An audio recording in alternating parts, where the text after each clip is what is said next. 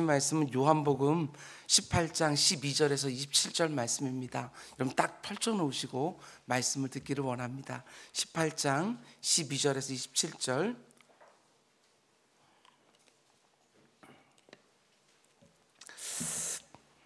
오늘 주어진 본문을 가지고 오늘은 찬송가 290장 가사가 제목입니다. 우리는 주님을 늘 배반하나 내 주 예수 우리 위에 늘 비시네. 이런 제목으로 말씀 전하도록 하겠습니다. 나는 주님을 수시로 배반하지만 내 주 예수 변함없이 날 위하여 아버지께 비시네. 이런 제목으로 말씀 나누도록 하겠습니다. 오늘 본문을 보면 죽기까지 주를 따르겠다고 선뜻 대답을 했던 베드로가 대제사장의 뜰에서 예수님 모른다고 3번이나 부인했던 사건을 다루고 있습니다. 우리는 베드로의 이런 모습을 보면서 쉽게 정죄하기도 하지만 내 자신에게 정직하게 물으셔야 됩니다. 내가 만약 예수님의 제자들 가운데 하나였다면 나는 과연 베드로만큼이라도 했을까? 이런 질문입니다. 베드로처럼 대제사장의 뜰 안까지 따라갈 수 있었을까? 사실 그 뜰 안에 들어간 사람은 오늘 본문에 또 다른 제자라고 표현되어 있는 익명의 제자와 베드로 딱 2사람밖에는 없었습니다. 나머지 제자들은 거기까지도 못 따라가지요. 그러니까 오늘 본문에 나오는 베드로의 모습을 보면서 아니 3년 동안 예수님의 수제자로 쫓아다녔는데 그 많은 기적을 직접 보고 그렇게 귀한 말씀들로 다 배웠는데 어떻게 3번이나 우리 주님 모른다고 부인할 수 있을까? 여기서 그치면 절대로 안 된다는 것입니다. 내가 그 자리에 있었으면 나는 어떻게 했을까? 스스로 자문하며 오늘 본문을 묵상해 봐야 되는 것이지요. 오늘 본문을 보면 마치 샌드위치처럼 사건이 진행되는 것을 보게 되었습니다.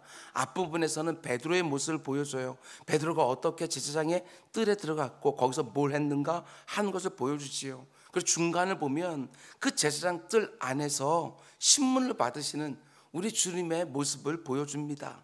그리고 마지막 부분을 보면 예수님을 부인하고 통회하는 베드로의 모습을 다시 보여주는 것이지요.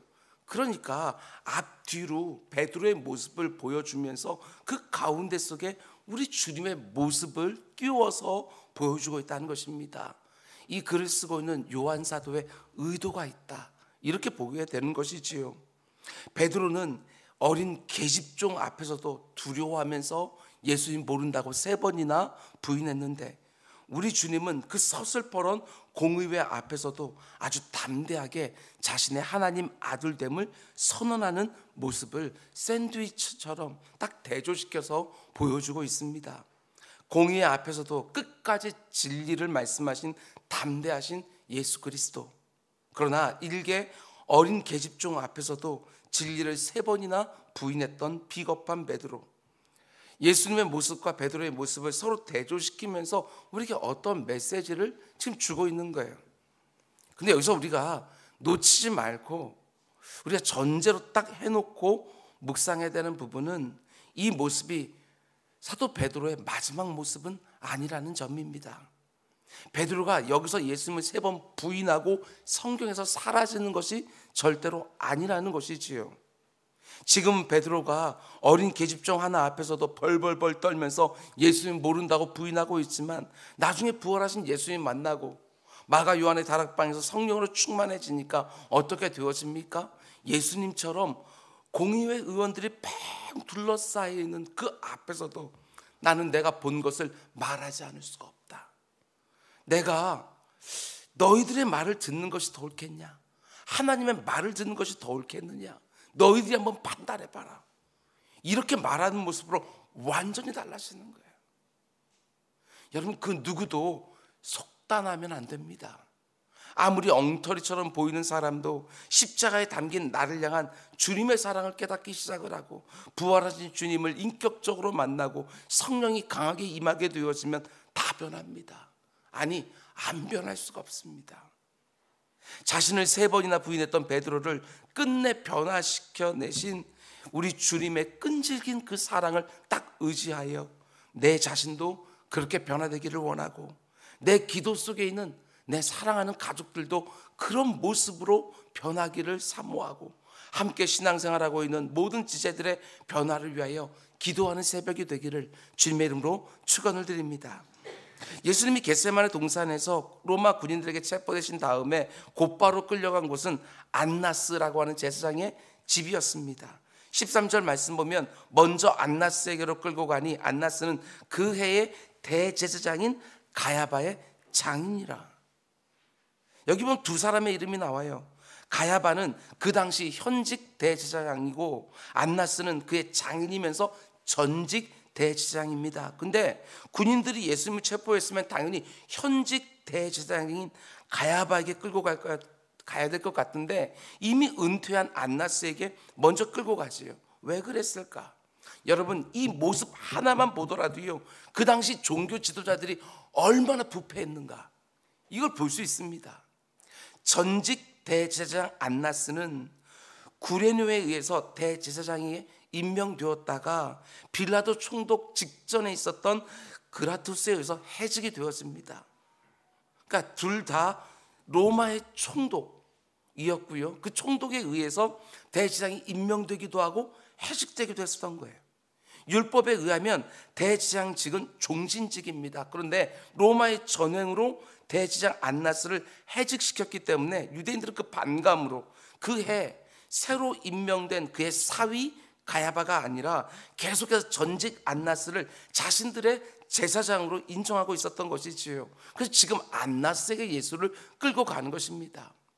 대제사장이 어떤 역할을 하는 사람입니까? 하나님과 백성들 그 사이에 서서 중보하는 역할을 하는 굉장히 중요한 직분이에요. 그래서 반드시 하나님의 율법이 정한 대로 세워져야 되는데 그 당시를 보면 아주 엉망이 되어 있지요. 안나스가 해직된 다음에 가야바가 대제사장직에 올 때까지 어떤 일이 벌어지느냐, 안나스에게 5명의 아들들이 있었거든요. 근데 그 아들들이 한 해씩 다 대제사장들을 돌아가면서 합니다. 그래서 마지막에는 그 사위까지 대제사장을 세워서 지금 그 직분을 감당하게 하고 있는 거예요. 하나님의 율법에 의해서 대제사장이 세워져야 되는데 정치적 상황에 따라 자기들 마음대로 대제사장들이 임명되기도 하고 파면되기도 하고, 그런 면에서 안나스와 가야바는 그 당시 부패한 종교 세력의 상징적인 인물이다 이렇게 말할 수 있습니다. 하나님을 온전히 섬기는 일에 집중했던 것이 아니라 로마에 잘 보여서 자신의 권력을 지키고 성전을 통해서 얻게 되어지는 재정적인 이익을 챙기는 것에만 혈안이 되어 있었던 것이지요. 하나님이 보실 때에는 그 어떤 정당성도 갖지 못한 가짜 대제사장이다 이렇게 말할 수 있습니다. 제가 왜 이 부분을 상세하게 말하냐면 참 대제사장이 되시는 우리 주님께서 가짜 대제사장에게 신물을 받는다. 이게 얼마나 엉터리 같은 모습이냐 이런 얘기지요. 근데 이 장소에서 어떤 일이 벌어집니까? 15절 말씀을 보면 시몬 베드로와 또 다른 제자 한 사람이 예수를 따르니 이 제자는 대제사장과 아는 사람이라 예수와 함께 대제사장의 집들에 들어가고, 여기 보면 또 다른 제자 한 사람 이렇게 되어 있는데 많은 성경학자들은 지금 이 복음서를 쓰고 있는 요한 사도일 것이다 이렇게 추정을 합니다. 그도 그럴 것이 그 대제사장 안에 다른 사도들은 들어가지 않았거든요. 근데 그때 있었던 일들을 너무 상세하게 기록하고 있는 걸로 봐서 여기 이름이 나오지 않은 익명의 제자가 지금 이 복음서를 쓰고 있는 요한 사도일 것이다 이렇게 추정을 하는 것이지요. 충분히 근거 있습니다. 다른 제자들은 다 도망갔습니다. 그런데 베드로와 요한은 그 자리에까지 예수님을 쫓아간 거예요. 그런데 우리가 잘 아는 것처럼 마가복음 14장 말씀 보면 베드로의 모습을 굳이 이렇게 기록하고 있는 것을 보게 되었습니다. 베드로가 예수를 멀찍이 따라 대제사장의 집들 안까지 들어갔다. 베드로가 체포되어 끌려가시는 예수님을요 따라가긴 따라갔어요. 근데 멀찍이 떨어져서 따라갔다. 이걸 굳이 기록하고 있어요. 예수님을 버리고 도망가지도 못하겠고, 그렇다고 예수님 옆에 바짝 붙지도 못하겠고, 저는 그런 생각이 들어요. 이 어정쩡한 거리가 이 베드로의 마음을 얼마나 힘들게 했을까. 아예 도망갔으면, 아예 바짝 붙었으면 베드로의 마음이 어느 한쪽으로 쫙 정리가 되어질 텐데 멀찍이 따라가고 있으니까 이 마음이요 굉장히 복잡하지 않았을까. 베드로가 예수님을 너무나 사랑했다는 것은 의심할 여지가 없습니다. 그 사랑 때문에 모든 제자들은 다 도망갔는데도 멀찍이라도 예수님 따라가고 있는 것이고, 그 사랑 때문에 그 뜰 안에서 어떤 일이 벌어질지도 모르는데 그 안까지 따라 들어간 거예요. 그냥 딱 거기까지. 그게 바로 그 순간에 베드로가 보였던 그의 신앙의 한계였다. 베드로의 이 어정쩡한 모습을 보면서 내 자신의 모습도 돌아보셔야 됩니다. 요즘 나와 우리 주님 그 사이의 거리는 어느 정도 되는가? 제 질문을요 잘 들으셔야 돼요. 전에 거리가 어떠했는가? 그건 묻는 게 아닙니다. 요즘 우리 주님과 나의 거리는 어떠한지, 요즘 나의 예배는 어떠한지, 기도는 어떠한지, 말씀 묵상은 어떠한지, 주님을 위해서 충성하려고 하는 그 마음은 어떠한지, 요즘 이걸 묻는 거예요. 전에는 주님께 바짝 붙어서 따라간 것 같았는데 요즘 이렇게 멀찍이 관망하듯이 혹시 따라가고 있지는 않는지 그거 한번 점검해 보시라.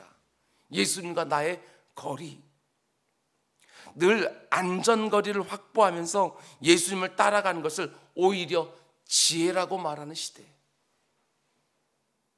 멀찍이 떨어져서 더 가까이 가지도 않고 더 멀어지지도 않아요. 신앙생활을 포기하는 것은 아닌데 그렇다고 확 주님께 기울어지지도 않아요. 예수님은 우리가 조금이라도 더 열심을 내서 신앙생활을 하기를 원하는데 여러분과 저는 어느 정도 거리를 유지하고 싶을 때가 더 많은 거예요. 그 거리 좁히셔야 됩니다. 신앙생활을 하면 할수록 그 거리는 점점점 더 좁혀져야지요. 아무리 이런 일 저런 일이 있었다 할지라도 그 거리가 멀어지게 놔둬서는 안 돼요. 그 거리, 그 주님과 벌어진 그 사이로 5만 가지 시험과 유혹이 끼어들어온다고요. 이전에 믿지 못했던 거 이제는 믿어지는 것들이 있어야 되는 것이고, 이전에 순종하지 못했던 거 이제는 순종하는 것들이 반드시 있어야 되는 거예요. 예수님은 멀찍이로 표현되어지는 우리 신앙을 향해서 말씀하십니다.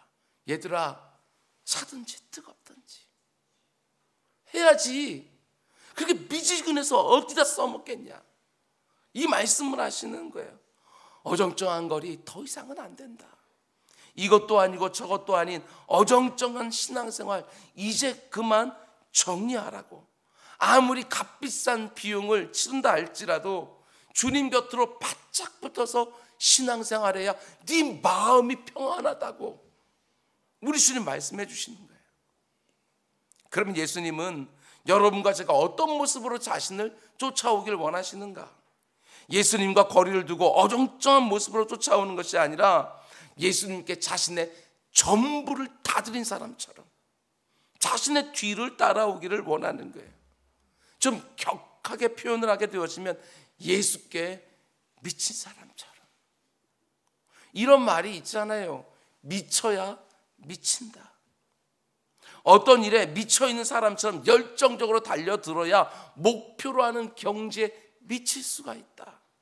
이게 바로 미쳐야 미친다 라는 말의 의미지요. 예수 그리스도의 장성한 부분까지 자라나길 원한다고 입으로만 공허하게 말하는 게 아닙니다. 정말 그분의 장성한 분량까지 미치기를 원한다면 정말 미쳐야 되는 거예요. 미쳐야 미친다고요. 멀찍이 적당히 간신히 겨우겨우 아닙니다. 여러분, 그런 것으로 우리 주님의 모습을 담아낼 수가 없는 거예요. 단 한 번뿐인 신앙생활을 여러분과 저는 하고 있는 거예요. 예배도 한번 미쳐보고, 기도에도 한번 미쳐보고, 찬양에도 한번 미쳐보고, 기왕 믿는 것 정말 믿는 것처럼 전부를 다 드린 사람처럼 주님을 믿는 모습, 우리의 마음 가운데 사모함은 있어야 되지 않겠어요? 10년, 20년, 30년 아니 일평생을 예수님을 믿는다고 말하면서도 멀찍이 적당히 겨우겨우 간신히 안 됩니다. 더 이상은 안 되는 것이지요. 그런 모습으로는 절대로 예수 믿는 사람다운 모습을 세상에 드러낼 수가 없는 거예요. 또 이런 말도 있습니다. 신앙생활도 자기 성품대로 자기 기질대로 한다. 그래서 저는 원래 성품과 기질이 이렇게 좀 소극적입니다. 내성적입니다. 주님 앞에 온전히 내 마음을 다 들여놓고 뭔가 하는 거 난 할 수가 없습니다. 예, 그 말 충분히 이해합니다. 저도 역시 제 성품대로 신앙생활하고 있고 제 기질대로 목회하고 있는 부분들이 분명히 있으니까. 그냥 내 성품과 내 기질 안에만 머물러 있어도 안 된다는 것입니다. 내 성품과 내 기질까지 다 뛰어넘어서 주님께 그냥 훅 하고 뛰어들어야 되는 순간들이 있어야 되는 것이지요. 그게 바로 헌신 아니에요?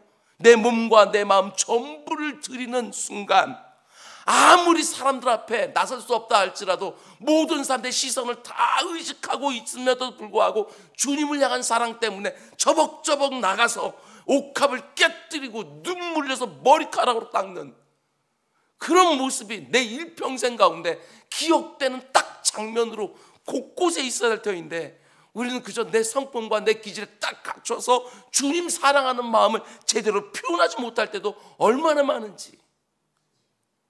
하나님을 한번 보셔요. 나를 구원하기 위해서 하나님이 어떻게 하셨어요? 자기 아들, 그 독자 성자 하나님까지 내어주셨어요. 좀 불경스러운 말이지만 하나님 미쳤어요. 여러분과 제가 뭐라고? 나 같은 것을 위하여 자신의 아들을 내어주셔요. 온 천하를 내어주셨다. 이러면 이해가 될지도 모르겠어. 근데 자신의 아들을 내어주셔요. 성자 하나님을, 인간을 만들어주셨어요. 그리고 밑바닥에서부터 정말 모든 것들 가운데 열악한 것에서 우리를 다 공감하게, 우리의 처지들을 공감하게 다 해주셔서 근데 십자가 못 박아 죽이셨어요. 미치신 것이지요. 우리 하나님 아버지의 마음을 우리가 조금이라도 묵상할 수 있다고 한다면 어떻게 내 입에서 광신 이런 말이 나올 수 있겠냐고요. 도대체 어떻게 신앙생활을 해야 그게 광신이 되냐고요. 우리는 아무리 미친 듯이 신앙생활을 해도 미치지 못하는, 그래서 마음을 치면서 주님 앞에 죄송스럽고 송구스러운 그 마음을 가지고 주님 사랑하고 주님 섬기고. 구약 성경을 보면, 그리고 우리 주님도 말씀하셨어요. 우리가 주님 하나님을 어느 정도로 사랑해야 되느냐? 네 마음 다하고 성품 다하고 생명 다하고 뜻을 다하여 주 너의 하나님을 사랑하라. 차지도 뜨겁지도 않은 미지근한 성도 말고 열정적인 그리스도인 되고 싶다고, 아니 그 열정 다시 회복하고 싶다고 기도하는 우리 모두가 될 수 있게 주님의 이름으로 축원드립니다. 이런 생각도 해보았어요. 기독교인들이 1000만 명이 넘었는데 이제는 700만, 적게 잡으면 600만, 매 주일마다 교회 가고 있는 그 성도들을 가리켜서는 한 500만, 전 반토막이 났는데 500만의 성도들이요 예수님께 미치면 그래야 부흥이 나죠. 그래야 부흥이 생기는 거예요. 역사 공부를 하면서 영국의 대부흥을 일으켰던 존 웨슬리의 말이요 마음 가운데 남아있어요. 하나님, 저에게 100명만 주십시오. 하나님을 전심으로 사랑하고 죄밖에는 두려워하지 않는 100명만 저에게 주십시오. 온 세상을 회개하게 만들겠습니다. 지금 웨슬리가 교만해서 그런 말하는 게 아니에요. 오직 하나님만 전심으로 사랑하고 죄밖에는 두려워하지 않는 100명만 있으면 온 세상을 다 뒤집어 놓을 수 있다는 거예요. 우리 500만의 성도가 있어요. 아니, 이 자리에 오늘 100명 정도 있을까요? 우리들만 예수께 미치면 부흥에 미칠 수 있다고요. 그 자리까지 갈 수 있는 거예요. 우리 교회 하나 들썩들썩하게 하는 거 못하겠어요? 우리 이 자리에 있는 분들이 예수께 미치면 이 동네 하나 들썩들썩하게 못 만들겠냐고요. 예수께 미치면 부흥에 미칠 수 있어요. 마가 요한의 다락방에 모였던 120명의 익명의 성도들이 세상을 바꾸지 않았습니까? 제자들도 거기 몇몇 있었지만 대다수는요 다 익명의 제자들이었어요. 그런데 세상을 바꾼 것은 로마의 황제가 아니라 그 익명의 제자들이었다는 거. 내가 능력이 있느냐 없느냐 그건 하나도 문제가 되지 않아요. 내가 온전히 헌신되어 있는가? 그게 문제가 되는 거예요. 하나님께 나의 전부를 드리기만 하면 내 가정 변하는 거, 우리 교회 변하는 거, 이 사회가 변하는 거, 이게 우리들의 사모함이 되어야지. 나로부터의 부흥이요. 저 역시 예수께 미친 목사가 되는 것이 계속되는 소원이고, 우리 모두가 다 예수께 미쳐서 그분의 장성한 분량까지 내 삶과 내 영혼에 담아내고, 내가 어디를 가든지 내가 누구를 만나든지 예수를 생각나게 하는 사람으로 살아가는 진짜 부흥, 우리 사모하기를 주님으로 축원드립니다.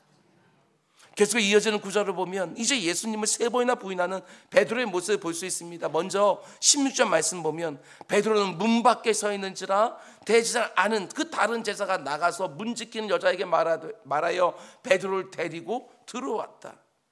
여기서 다른 제자라고 말하고 있는 요한은 대제사장 뜰로 먼저 들어간 것처럼 보이지만 베드로는 아직 들어가지 못해서 밖에 서 있는 것이지요. 그래서 요한이 문을 지키는 여자에게 말해서 베드로를 데리고 안으로 들어오는 거예요. 그런데 문을 지키던 여자가요, 베드로의 얼굴을 쓱 쳐다보더니 다짜고짜 이렇게 묻습니다. 17절, 문을 지키는 여종이 베드로에게 말하되 너도 이 사람의 제자 중 하나가 아니냐 하니 그가 말하되 나는 아니라. 베드로가 첫 번째로 예수님 모른다고 부인하는 장면이에요. 전혀 예상하지 못한 질문을 갑자기 받았어요. 너도 저 예수의 제자 중 하나가 아니냐. 베드로가 너무나도 당황해서 엉겁결에 부인을 해요. 나는 저 예수의 제자가 아니다. 문을 지키던 여종 앞에서 예수님을 부인했던 베드로가 안으로 들어가서는 이제 어떻게 하느냐. 18절, 그때가 추운 고로 종과 아랫사람들이 불을 피우고 서서 쬐니 베드로도 함께 서서 쬐더라. 여기에서 우리에게 2가지 정도 묵상거리가 있어요. 대제사장들의 종들이 피워놓은 불가에서 불을 쬐고 있는 베드로의 모습을 성경이 기록해서 보여주는데 굳이 이런 말을 쓸 이유가 뭐가 있어요? 가서 불을 쬐든지 말든지. 어떤 사람들은 이렇게 소소한 이야기까지 왜 성경에 굳이 기록해 놨을까? 아닙니다, 여러분. 성경에 기록되어 있는 부분 중에 단 한 부분도 소소한 부분은 없어요. 그냥 지나쳐도 될 부분은 없다고요. 그 소소해 보이는 부분도 꽉 붙잡고 묵상하게 되었지만 누군가는 그 가운데 하나님의 음성을 듣게 되어져요. 대제사장의 종들이 피워놓은 불가에서 불을 쬐고 있는 베드로의 모습, 여러분 어떤 한 지점이 연상되지 않아요? 불가에 있는 베드로. 우리 주님 부활하신 다음에 베드로를 찾아왔을 때 모습과 정확하게 일치하지 않습니까? 불가에 있는 베드로. 부활하신 예수님이 자신을 3번이나 부인한 베드로를 디베랴 바다가 만나준 장면과 딱 일치합니다. 그 유명한 요한복음 21장을 보면 육지에 올라보니 숯불이 있는데 그 위에 생선이 놓여있고 떡도 있더라. 지금 이 복음서를 쓰고 있는 요한이요, 또 다른 불을 기록하고 있는데 이 불은 누가 피웠어요? 우리 주님이 직접 피워주셨어요. 왜 주님이 피우셨습니까? 예수님이 비록 부활했지만 예수님이 십자가에 달려 죽을 때 다 도망갔던 그 제자들이 그 면목 없음에, 그 염치 없음에 예수님이 부활하신 것을 분명히 목격했음에도 불구하고 다시 업으로 돌아갔어요. 근데 예수님이 그곳까지 따라가서 밤새도록 고기를 잡느라고 지친 제자들을 위하여 불을 피워놓고 생선과 떡을 굽고 있는 거예요. 그럼 생각해 보셔야죠. 우리 주님 왜 이렇게 하실까? 그냥 제자들을 찾아가서 만나 주기만 하셔도 되는데 왜 굳이 우리 주님께서 아침 식사를 장만하고 계시느냐? 숯불을 피워놓고 단지 그들의 줄인 배를 채워주시는 그분의 사랑만 보여주는 게 아니에요. 지금 그 장면은요, 우리 주님이 베드로 한 사람을 위하여 친히 연출하신 상황이에요. 우리가 잘 아는 것처럼 그 자리에서 우리 주님 베드로와 긴 대화, 그 숯불 곁에 긴 대화가 이루어져요. 요한의 아들 시몬아, 네가 나를 사랑하느냐? 예, 주님 그럼요. 주님 사랑하지요. 시몬아, 네가 나를 사랑하느냐? 주님 정말 사랑합니다. 시몬아, 정말 나를 사랑하느냐? 주님이 아시지 않습니까? 제가 주님을 얼마나 사랑하는지. 베드로가 대제사장 뜰에서 불가에서 불을 쬐고 있을 때 사람들이 3번 물었지요. 너도 저 예수와 한패 아니냐? 부활하신 주님 역시도요, 불을 피워놓고 3번 물으신 거예요. 네가 나를 사랑하느냐?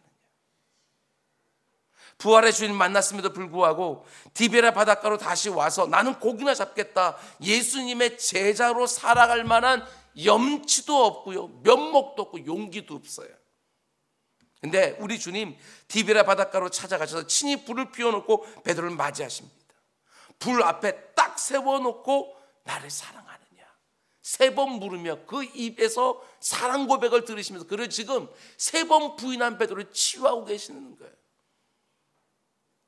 사람들은 내가 실수하고 넘어진 자리를 자동적으로 기억하게 되어 있어요. 우리가 교회 구전을 알고 있는 것처럼 베드로는 닭 울음소리를 들을 때마다 회개했다.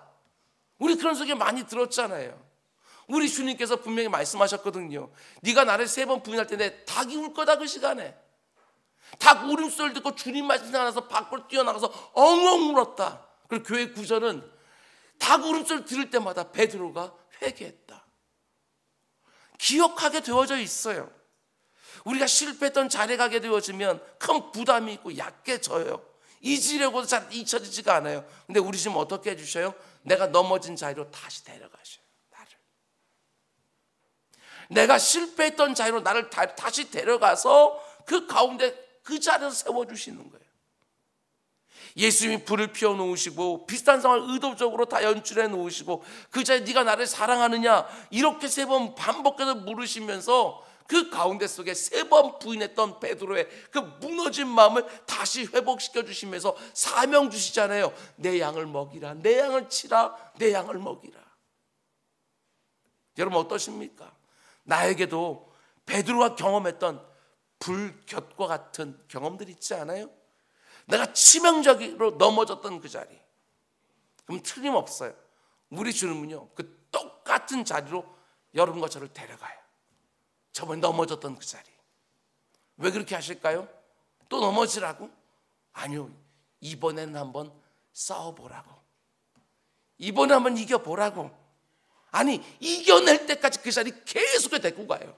왜? 그 자리를 넘어서야 또 다음 단계로 가니까. 내가 재정적인 문제만 계속해서 약하게 시험 들고 있다고 한다면 그 자리 데려가셔요. 그리고 그 자리에서도 자족한다는 게 뭔지, 감사한다는 게 뭔지. 관계에서 자꾸 넘어져요. 그러면 그 관계의 그 넘어진 자리로 자꾸 나를 또 데려가요. 비슷한 상황을 만들어 놓고. 그러면서 우리가 의지해야 될 것이 사람이 아니라는 거, 사람 때문에 신앙이 흔들리면 안 된다는 거, 그 계속해서 보여주고 훈련시켜요. 그리고 그 다음 단계로 여러분 이번에는 좀 이겨냅시다. 그때 넘어졌던 자리에서 이번엔 좀 다른 모습을 보입시다. 근데 18절 말씀을 다시 한번 보십시오. 이 표현도 나와요. 그때가 추운 고로. 그때가 추운 고로. 여러분 지금 이 순간이 얼마나 심각한 상황입니까? 예수님이 대제사장 앞에서 신문을 받고 있는 그 심각한 자리에 베드로가 와 있는 거예요. 근데 이 자리에서 어떤 판결이 나느냐에 따라서 우리 주님 죽을 수도 있는 거예요. 그러니 베드로의 마음이 얼마나 심란하겠냐고요. 근데 너무 놀라운 것은 몸은 추워요. 이해가 되세요? 마음은 너무너무 심란한데 몸은 추워요. 그래서 불가에 가서 불을 쬐요. 이게 바로 인생이지요. 이게 바로 여러분과 저의 연약함이에요. 마음은 원이로되 육신이 약하도다. 우리 주님의 말씀이 여기도 적용이 돼요. 베드로가 예수님을 사랑하지 않는 것은 아닌데 몸은 추워요.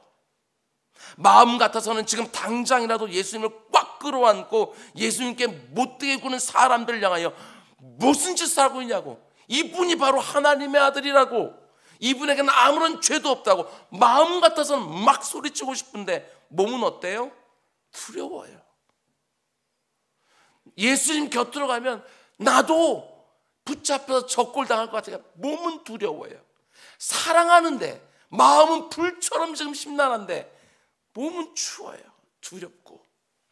그래서 거듭거듭 3번이나 주님 부인하는 거예요. 우리도 이럴 때가 얼마나 많은지 모릅니다.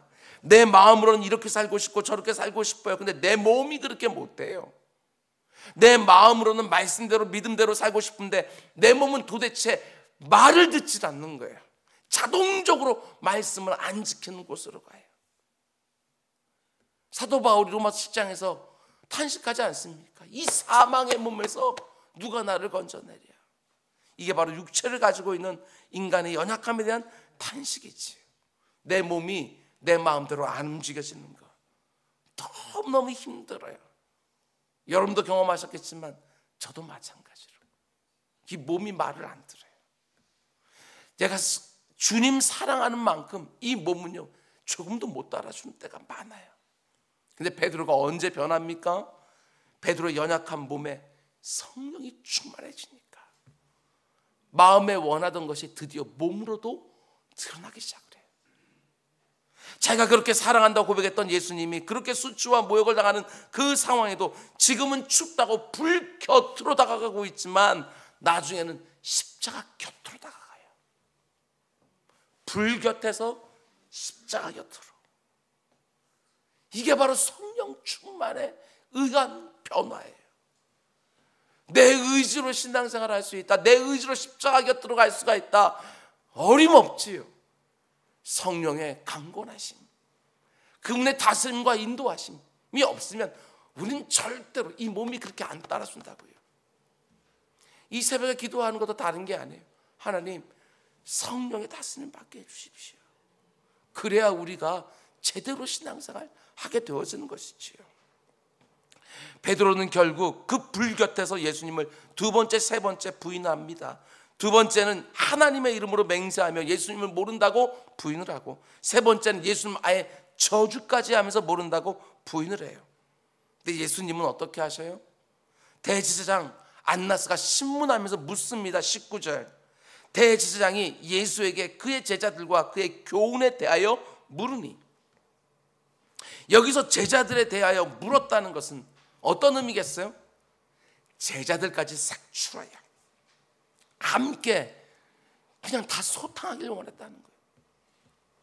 공범들의 이름을 불어 지금 이 신문하고 있는 거예요. 제자들에 대해서 묻는 거지요. 근데 우리 지금 뭐라고 대답해요? 저는 이 부분이 너무 은혜가 돼요. 20절. 예수께서 대답하시되 내가 드러내놓고 세상에 말하였노라. 제자들 얘기 안 해요. 그리고 너의 교훈에 대해서 물어보니까 내가 이때까지 다 드러내놓고 다 얘기했다. 내가 무슨 말을 또 굳이 하냐. 사람들에게 물어봐라. 이런 말 아니에요? 근데 저는 여기서 은혜가 된 게 내가 라는 말이에요. 내가. 대제사장들은 제자들의 이름을 대라고 말을 하는데 우리 지금은 내가 다 했다. 내가. 지금 이 말씀 하시는 거예요. 자신을 버리고 도망간 제자들을 우리 주님께서는 끝까지 보호하셔요. 한 말씀도 안 해요. 제자들에 관해서는. 베드로가 지금 그 자리에서 자신을 모른다고 3번이나 부인하고 있는데 우리 주님은 어떻게 하고 있어요? 그 베드로를 지금 보호하고 있는 거예요. 우리 주님 그 엉터리 같은 베드로와 그 자리에 오지도 못하고 도망가 버린 자신의 제자들을 끝까지 보호하고 계셔요. 저는 우리 주님의 이 모습이요 너무나 은혜가 돼요. 오늘 설교 제목에 찬송과 가사와 똑같아요. 우리는 주님을 늘 배반하나. 우리 주님 늘 나를 위하여 아버지께 비시네. 이게 얼마나 은혜가 되는지. 저들 용서해 달라고, 저들에게 다시 한번 기회를 달라고. 그것도 그냥 비시는 게 아니라 늘 비시네. 항상 비시네. 내가 엉터리 같은 짓을 하실 때는 더 크게 비시네. 우리 주님 이런 모습 때문에 나 같은 엉터리가 지금 이 자리까지 있는 거예요. 이번 고난주간을 통해서 우리 주님의 이 마음이 느껴지기 원합니다. 나를 사랑하시되 끝까지.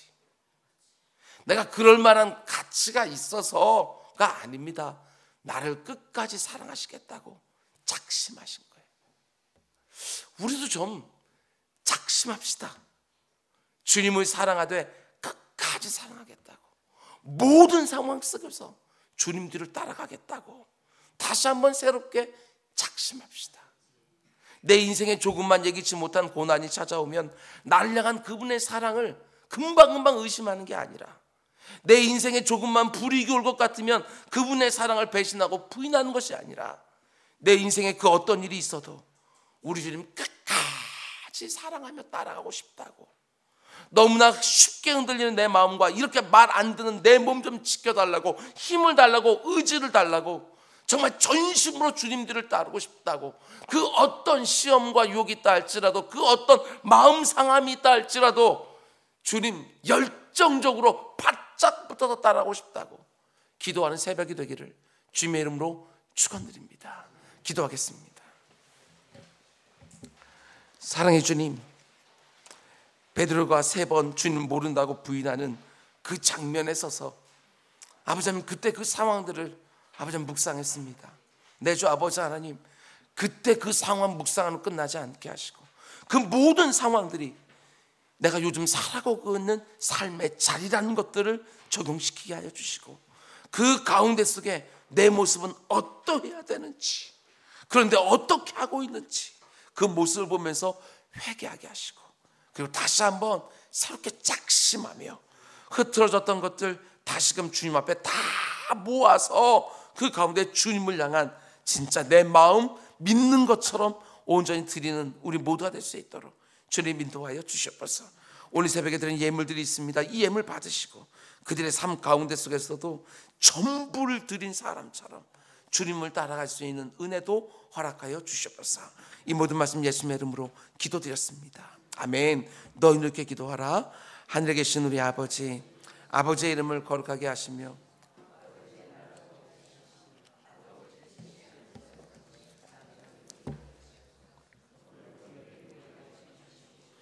우리가 우리에게 잘못한 사람을 용서해 준 것 같이 우리 죄를 용서하여 주시고 우리를 시험에 빠지지 않게 하시고 악에서 구하소서. 나라와 권능과 영광이 영원히 아버지의 것입니다. 아멘.